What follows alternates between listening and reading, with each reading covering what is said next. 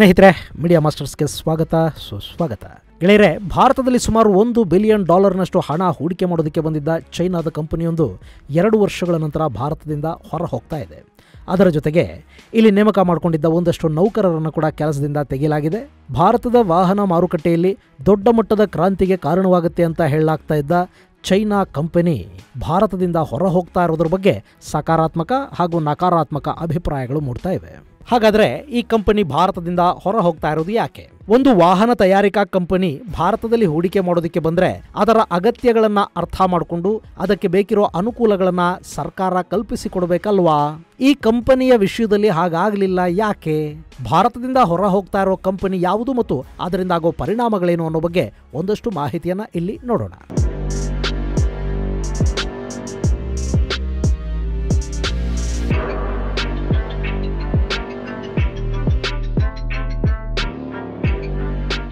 ಗೆಳೆಯರೆ, ಕಳೆದ 2 ವರ್ಷಗಳ ಹಿಂದೆ ಅಂದರೆ 2020ರಲ್ಲಿ ಚೈನಾದ ಗ್ರೇಟ್ ವಾಲ್ ಮೋಟಾರ್ಸ್ ಅನ್ನೋ ವಾಹನ ತಯಾರಿಕಾ ಕಂಪನಿ ಭಾರತಕ್ಕೆ ಬಂದು ಇಲ್ಲಿ ಹೂಡಿಕೆ ಮಾಡೋ ಬಗ್ಗೆ ಆಸಕ್ತಿಯನ್ನು ವ್ಯಕ್ತಪಡಿಸಿತು. ಇದು ಚೈನಾದ ಅತಿದೊಡ್ಡ ವಾಹನ ತಯಾರಿಕಾ ಕಂಪನಿಗಳ ಪೈಕಿ ಒಂದು.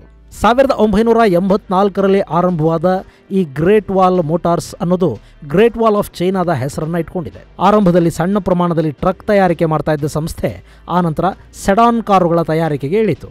ಟೊಯೋಟಾ ಹಾಗೂ ನಿಸಾನ್ ಕಾರು ಮಾದರಿಗಳನ್ನು ಕದ್ದು ಅದೇ ರೀತಿಯ ಸೆಡಾನ್ಗಳನ್ನು ತಯಾರು ಮಾಡಿ ಮಾರಾಟ ಮಾಡ್ತಾ ಇದ್ದ ಗ್ರೇಟ್ ವಾಲ್ ಅಲ್ಲಿಂದ ಟ್ರಕ್ ತಯಾರಿಕೆಗೆ ಶಿಫ್ಟ್ ಆಯಿತು. ಈಗ ಈ ಕಂಪನಿ ಟ್ರಕ್ಗಳ ಜೊತೆಗೆ SUV ಹಾಗೂ ಎಲೆಕ್ಟ್ರಿಕ್ ವಾಹನಗಳನ್ನು ತಯಾರು ಮಾಡ್ತಾ ಇದೆ. ಚೈನಾದ ವಾಹನ ತಯಾರಿಕಾ ಕಂಪನಿಗಳ ಪೈಕಿ ಇದು 8ನೇ ಅತಿದೊಡ್ಡ ಖಾಸಗಿ ವಾಹನ ತಯಾರಿಕಾ ಕಂಪನಿ ಅನ್ನಿಸ್ಕೊಂಡಿದೆ. ಚೈನಾದಲ್ಲಿ ಇವತ್ತು ಅತಿ ಹೆಚ್ಚು SUV ಅಂದರೆ ಸ್ಪೋರ್ಟ್ಸ್ ಯುಟಿಲಿಟಿ ವೆಹಿಕಲ್ಗಳನ್ನು ಮಾರಾಟ ಮಾಡುವ 2ನೇ ಅತಿದೊಡ್ಡ ಕಂಪನಿ ಈ ಗ್ರೇಟ್ ವಾಲ್ ಮೋಟಾರ್ಸ್. ಜಗತ್ತಿನ ಸುಮಾರು 20ಕ್ಕೂ ಹೆಚ್ಚು ದೇಶಗಳಲ್ಲಿ ಈ ಕಂಪನಿಯ ವಾಹನಗಳು ನಮಗೆ ನೋಡೋದಕ್ಕೆ ಸಿಗುತ್ತವೆ. ಇರಾನ್ನಂಥ ದೇಶದಲ್ಲಿ ಈ ಕಾರುಗಳು ಅಸೆಂಬಲ್ ಆಗುತ್ತವೆ. ಜರ್ಮನಿಯ BMW ಹಾಗೂ ಗ್ರೇಟ್ ವಾಲ್ ಮೋಟಾರ್ಸ್ ಚೈನಾದಲ್ಲಿ ಎಲೆಕ್ಟ್ರಿಕ್ ಕಾರುಗಳನ್ನು ಜಂಟಿಯಾಗಿ ತಯಾರು ಮಾಡ್ತಾ ಇವೆ. ದಕ್ಷಿಣ ಅಮೆರಿಕಾದ ದೇಶಗಳಲ್ಲಿ ಇದು ತನ್ನ ತಯಾರಿಕಾ ಘಟಕಗಳನ್ನು ಹೊಂದಿದೆ. ಆಫ್ರಿಕಾದಲ್ಲಿ ಕೂಡ ಗ್ರೇಟ್ ವಾಲ್ ಮೋಟಾರ್ಸ್ ಇದೆ. ಇಂಥ ಗ್ರೇಟ್ ವಾಲ್ ಮೋಟಾರ್ಸ್ ಭಾರತಕ್ಕೆ ಕಾಲಿಡಬೇಕು ಅಂತ ಬಯಸಿತ್ತು. ಅವ್ರ ಬೈಕೆ ಸಹಜವಾದದ್ದೇ. ಯಾಕೆಂದರೆ ಭಾರತ ಇವತ್ತು ಆಟೋಮೊಬೈಲ್ ಇಂಡಸ್ಟ್ರಿಯ ದೈತ್ಯ ರಾಷ್ಟ್ರಗಳ ಪೈಕಿ ಒಂದು ಅನ್ನಿಸ್ಕೊಳ್ತಾ ಇದೆ. ಇಲ್ಲಿ ಕಾರು ಹಾಗೂ ಟ್ರಕ್ಗಳಿಗೆ ಮಾರುಕಟ್ಟೆ ಇರೋದೊಂದೇ ಅಲ್ಲ, ತಯಾರು ಮಾಡಿ ಹೊರ ದೇಶಗಳಿಗೆ ಮಾರಾಟ ಮಾಡೋದಕ್ಕೆ ಬೇಕಾದ ವ್ಯವಸ್ಥೆಗಳು ಕೂಡ ಭಾರತದಲ್ಲಿ ಸಾಕಷ್ಟಿವೆ. ಹೀಗಾಗಿನೇ ಜಗತ್ತಿನ ನಾನಾ ದೇಶಗಳ ಆಟೋಮೊಬೈಲ್ ಕಂಪನಿಗಳು ಇಲ್ಲಿ ತಮ್ಮ ಕಾರುಗಳಿಗೆ ಮಾರುಕಟ್ಟೆಯನ್ನು ಹುಡುಕೊಳ್ಳೋ ಪ್ರಯತ್ನವನ್ನು ಮಾಡುತ್ತವೆ. ಇತ್ತೀಚೆಗೆ ಅದೇ ಪ್ರಯತ್ನಕ್ಕಿಳಿದಿದ್ದ ಟೆಸ್ಲಾ ಕಂಪನಿಗೆ ಮೊದಲು ಭಾರತಕ್ಕೆ ಬಂದು ತಯಾರಿಕಾ ಘಟಕ ಶುರು ಮಾಡಿ ಅಂತ ಭಾರತ ಸರ್ಕಾರ ಹೇಳಿದ್ದು ನಿಮಗೆ ನೆನಪಿರಬೇಕು. ಇಲ್ಲಿ ಈ ಗ್ರೇಟ್ ವಾಲ್ ಮೋಟಾರ್ಸ್ ಕಂಪನಿ ಭಾರತದಲ್ಲಿ ತನ್ನ ತಯಾರಿಕಾ ಘಟಕವನ್ನು ತೆರೆಯುವ ಉದ್ದೇಶವನ್ನು ಕೂಡ ಹೊಂದಿತ್ತು. ಆದರೆ ಅವರು ಭಾರತಕ್ಕೆ ಬಂದ ಸಮಯ ಚೆನ್ನಾಗಿರಲಿಲ್ಲ ಅಷ್ಟೇ. 2019ರ ಅಂತ್ಯದಲ್ಲಿ ಚೈನಾ ವೈರಾಣು ಇಡೀ ಜಗತ್ತನ್ನು ಆವರಿಸಿಕೊಂಡಿದ್ದು ನಿಮಗೆ ಗೊತ್ತಿದೆ. ಅದಾದ ಮೇಲೆ 2020ರಲ್ಲಿ ಚೈನಾ ಗಲ್ವಾನ್ ಕಣಿವೆಯಲ್ಲಿ ಭಾರತವನ್ನು ಕೆಣಕುವ ಕೆಲಸಕ್ಕೆ ಮುಂದಾಯಿತು. ಕಣಿವೆಯಲ್ಲಿ ನಡೆದ ಆ ಕಲಹ ಭಾರತೀಯರ ಭಾವನೆಗಳನ್ನು ಘಾಸಿಗೊಳಿಸಿದ್ದಷ್ಟೇ ಅಲ್ಲ, ಭಾರತ ಸರ್ಕಾರ ಚೈನಾದ ವಿರುದ್ಧ ಒಂದಷ್ಟು ಕಠಿಣ ಕ್ರಮಗಳನ್ನು ಕೈಗೊಳ್ಳಲೇಬೇಕಾದ ಅನಿವಾರ್ಯತೆಗೆ ಬೀಳೋ ಹಾಗೆ ಮಾಡಿತು. ಅದೇ ಸಂದರ್ಭದಲ್ಲಿ ಭಾರತ ಚೈನಾದ ಆ್ಯಪ್ಗಳ ಮೇಲೆ ನಿರ್ಬಂಧ ಹೇರೋದಕ್ಕೆ ಮುಂದಾಯಿತು.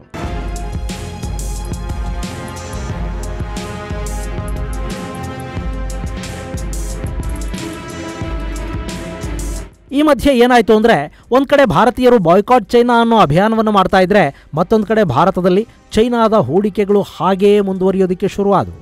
HDFC ಬ್ಯಾಂಕಲ್ಲಿ ಚೈನಾದ ಬ್ಯಾಂಕು 1% ಹೂಡಿಕೆ ಮಾಡ್ತು.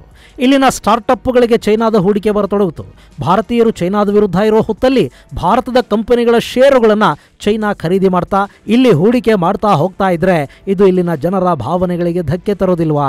ಹೀಗಾಗಿ ಸರ್ಕಾರದ ವಿರುದ್ಧ ಜನಾಭಿಪ್ರಾಯ ಮೂಡೋದಕ್ಕೆ ಶುರುವಾದ ಕೂಡಲೇ ಭಾರತ ಸರ್ಕಾರ ಒಂದು ಮಹತ್ವದ ನಿರ್ಧಾರವನ್ನು ಕೈಗೊಳ್ಳಿತು.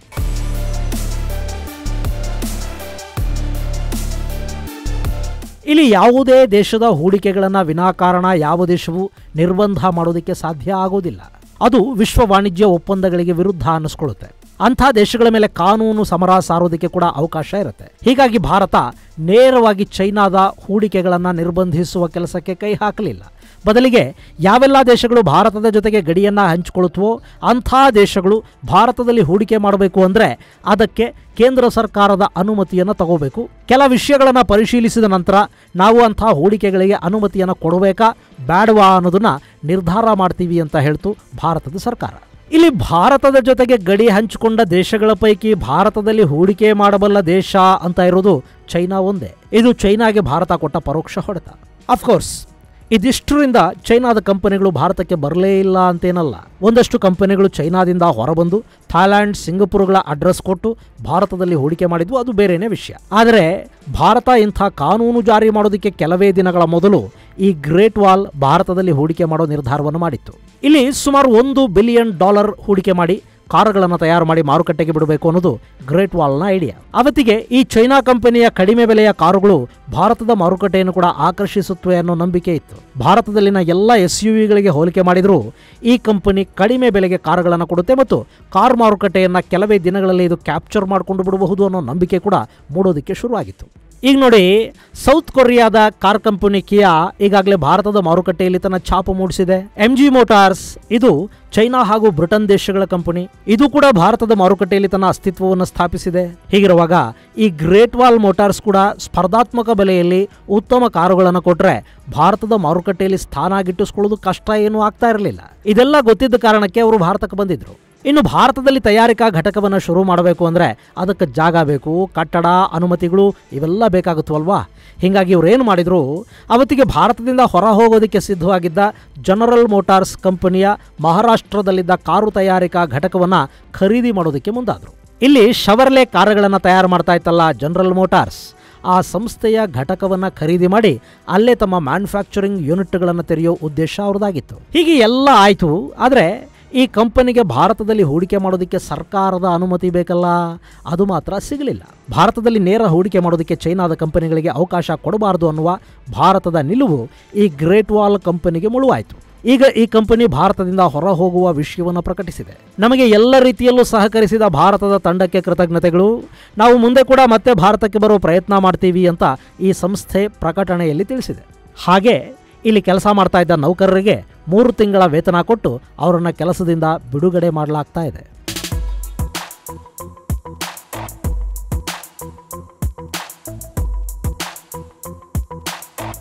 ಗೆಳೆಯರೆ, ಇಲ್ಲಿ ಈ GWM ಭಾರತದಲ್ಲೇ ಉಳಿದಿದ್ರೆ ಒಂದಷ್ಟು ಉದ್ಯೋಗಾವಕಾಶಗಳು ಸೃಷ್ಟಿಯಾಗ್ತಾ ಇದ್ವು.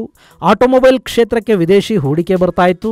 ಭಾರತ ಸರ್ಕಾರದ ನಿಲುವು ಅದೆಲ್ಲವನ್ನ ತಪ್ಪಿಸಿ ಬಿಡ್ತು ಅನ್ನೋದು ಒಂದು ವಾದ. ಭಾರತದಲ್ಲಿ ಈಗಾಗಲೇ ಸಾಕಷ್ಟು ವಾಹನ ತಯಾರಿಕಾ ಕಂಪನಿಗಳಿವೆ. ಇನ್ನೂ ಒಂದು ಚೈನಾ ಕಂಪನಿ ಇಲ್ಲಿಗೆ ಬಂದ್ರೆ ಅವರು ದುಡ್ಕೊಂಡು ಹೋಗ್ತಾರೆ ಹೊರತು ಬೇರೆ ಮತ್ತಿನ್ನೇನು ಆಗೋದಿಲ್ಲ. ಈಗ $1 ಬಿಲಿಯನ್ ಹೂಡಿಕೆಯಿಂದ ಭಾರತಕ್ಕೆ ಅಂಥ ನಷ್ಟ ಏನು ಆಗೋದಿಲ್ಲ. ಆದರೆ ಚೈನಾ ಕಂಪನಿಗೆ ಆಗೋ ಭಾರಿ ಲಾಭ ತಪ್ಪಿದ ಹಾಗಾಗಿದೆ. ಹೀಗಾಗಿ ಇನ್ನು ಮುಂದೆ ಚೈನಾದ ಬೇರೆ ಕಂಪನಿಗಳು ಕೂಡ ಭಾರತಕ್ಕೆ ಬರಬೇಕಾದ್ರೆ ಯೋಚನೆ ಮಾಡುತ್ತವೆ. ಭಾರತದಂಥ ದೊಡ್ಡ ಮಾರುಕಟ್ಟೆಯನ್ನು ಕಳ್ಕೊಳ್ಳೋದು ಅವರಿಗೆ ಆರ್ಥಿಕ ನಷ್ಟವನ್ನುಂಟು ಮಾಡುತ್ತೆ. ಹೀಗಾಗಿ ಭಾರತದ ವಿಷಯದಲ್ಲಿ ಚೈನಾ ಸರ್ಕಾರ ಹೇಗೆ ನಡ್ಕೋಬೇಕು ಅನ್ನೋ ಬಗ್ಗೆ ಅಲ್ಲಿನ ಸರ್ಕಾರದ ಮೇಲೆ ಒಂದಷ್ಟು ಒತ್ತಡ ಉಂಟಾಗುತ್ತೆ. ಸೊ ಭಾರತ ಸರ್ಕಾರ ತಗೊಂಡಿರೋ ನಿಲುವು ಸರಿ ಇದೆ ಅನ್ನೋ ವಾದ ಕೂಡ ಇಲ್ಲಿ ಕೇಳಿ ಬರ್ತಾ ಇದೆ. ಇನ್ನು ಈ ಕಂಪನಿ ಭಾರತೀಯರನ್ನ ಕೆಲಸದಿಂದ ತೆಗೆದಿದೆ ಅನ್ನೋದು, ಅವರಿಲ್ಲಿ ಇನ್ನು ತಯಾರಿಕಾ ಘಟಕವನ್ನು ಆರಂಭ ಮಾಡಿರಲಿಲ್ಲ.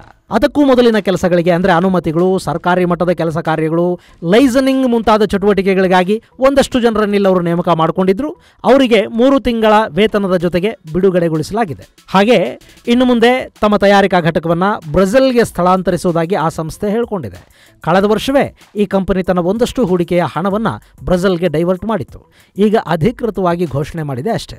ಇದು ಗೆಳೆಯರೆ, ಭಾರತಕ್ಕೆ $1 ಬಿಲಿಯನ್ ಹೂಡಿಕೆ ಮಾಡೋದಕ್ಕೆ ಬಂದಿದ್ದ ಚೈನಾದ ಕಂಪನಿಯೊಂದು 2 ವರ್ಷಗಳ ನಿರೀಕ್ಷೆಯ ನಂತರ ಭಾರತದಿಂದ ಎದ್ದು ಹೋಗ್ತಾ ಇರೋದಕ್ಕೆ ಸಂಬಂಧಪಟ್ಟ ಒಂದಷ್ಟು ಮಾಹಿತಿ. ಈ ಬೆಳವಣಿಗೆಯಿಂದ ಚೈನಾದ ಹೂಡಿಕೆಗಳಿಗೆ ಖಂಡಿತ ಹಿನ್ನಡೆ ಆಗುತ್ತೆ ಮತ್ತು ಚೈನಾದ ವಿಸ್ತರಣಾವಾದಕ್ಕೆ ಕೂಡ ಇದು ಒಂಥರ ಭಾರತ ಕೊಟ್ಟ ಪೆಟ್ಟು ಅಂತ ವಿಶ್ಲೇಷಿಸಲಾಗ್ತಾ ಇದೆ. ಇನ್ನು ಚೈನಾ ಇದನ್ನು ಹೇಗೆ ತೆಗೆದುಕೊಳ್ಳುತ್ತೆ ಕಾದು ನೋಡಬೇಕು.